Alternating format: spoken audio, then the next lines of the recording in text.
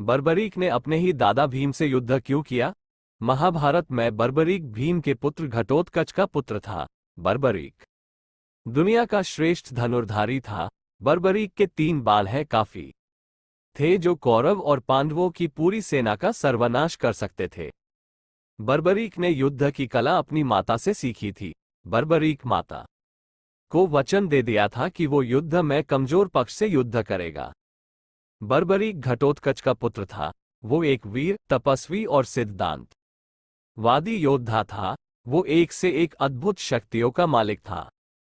बर्बरीक का ये प्रण था कि वो हमेशा कमजोर लोगों की ही मदद करेगा। बर्बरीक भगवान शिव और मां दुर्गा की तपस्या करता था।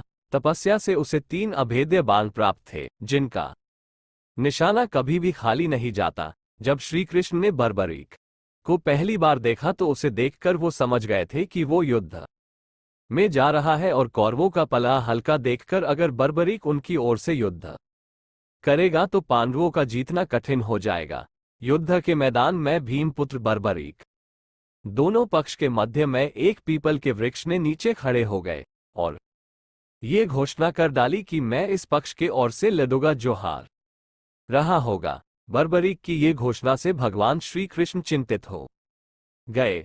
जब अर्जुन और कृष्ण भीम के पुत्र बर्बरीक की वीरता का चमत्कार देखने के लिए उपस्थित हो गए तब बर्बरीक ने अपनी वीरता का छोटा सा प्रदर्शन दिखाया। कृष्ण ने कहा, ऊपर वृक्ष है, उसके सारे पत्तों को एक ही तीर से छेद दो तो मैं मान जाऊंगा। बर्बरीक ने आज्ञा लेकर वृक्ष की ओर तीर छोड़ा।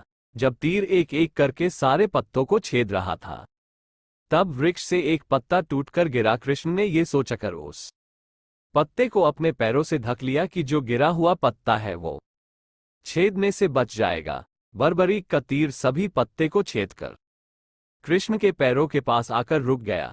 तभी बर्बरीक ने कहा कि प्रभु, आपका पैर के नीचे पत्ता है, मैंने अपने तीर को पत्ते को छेदने की आज्ञा दी है, पैरों को छेदने की नहीं।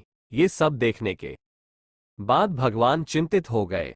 भगवान श्री कृष्ण जानते थे कि बर्बरीक प्रतिज्ञावश युद्ध में जो पक्ष हारता हुआ देखेगा उसका साथ देगा, कौरवों को हारता हुआ देखेगा तो उसका साथ देगा जो पांडवों के लिए संकट होगा, और अगर पांडवों को हारता देखेगा तो पांडवों का साथ देगा। भगवान श्री कृष्ण ब्राह्मण का भेष बदलकर बर्बरीक के शिविर की ओर पहुंच गए और दान मांगने लगे। बर्बरीक ने कहा, मांगो, क्या चाहिए?